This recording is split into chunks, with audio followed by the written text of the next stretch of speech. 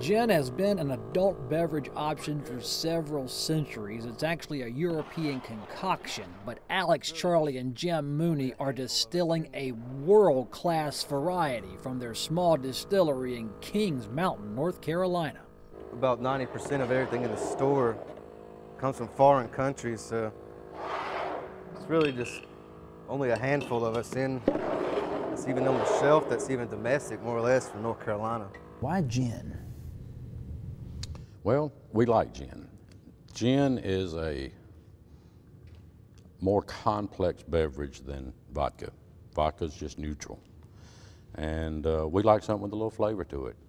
Jim joined his two sons, Alex and Charlie, and they launched a brand called Cardinal Gin. It's just those three, so when you open a bottle, you can bet the company executives filled it. It was European, it's from the 18th century, and put those two components together, and three dudes from Kings Mountain, North Carolina says, yeah, we can tackle that product. Yeah, we started with a basic recipe from the 1700s, and just started tweaking it.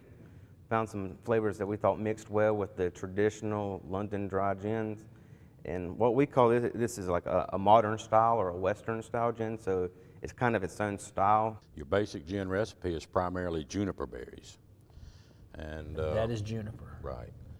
And what they did was they backed off the juniper berries somewhat, took some of that out, but they added in spearmint, clove, apricot kernels, grains of paradise, orange peel, orris root, angelica root, and cardamom, and another secret ingredient that we don't have out there.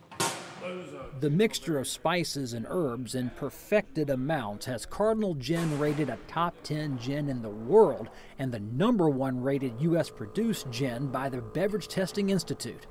How do you judge It's gin? all important. Flavor, mouthfeel, finish, the smell of it. It all plays a part into, especially when you compete against other gins, they take those factors all into account.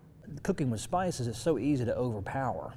Cooking or drinks, and I can't imagine how delicate the balance is. Very delicate, and we weigh it out to the grain when we do our batches. Charlie and Alex, they came up with this recipe. Needless to say, we drank a lot of bad gin the first year. The Moonies choked down every batch of that not ready for prime time gin in hopes the next batch would unlock the flavor profile they saw. Strong. It was pretty much a unanimous opinion when we hit on it. We knew it. You just know, it's like, that's it. That's it. We'd been working on it for a year. So we knew that, you know, some of it was good, some of it wasn't so good that we were doing. Comes out nice and clear, even though you stewed it like a tea, you steeped it like a tea. Right, after the distillation process, it's all clear. Is this going to catch on, you think, or is there going to be just a small market? It's going to be craft distilleries, and the pioneers that get in are going to be the ones that stay in it, and everybody else stay out?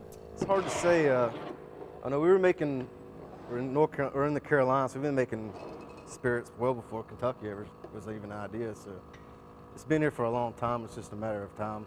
Prohibition really hurt, but craft distilling's really growing, and it's spreading across the country. The Moonies are like other North Carolina distillers. They have their eye on the past while looking forward to a future where North Carolina is known as a distilling destination.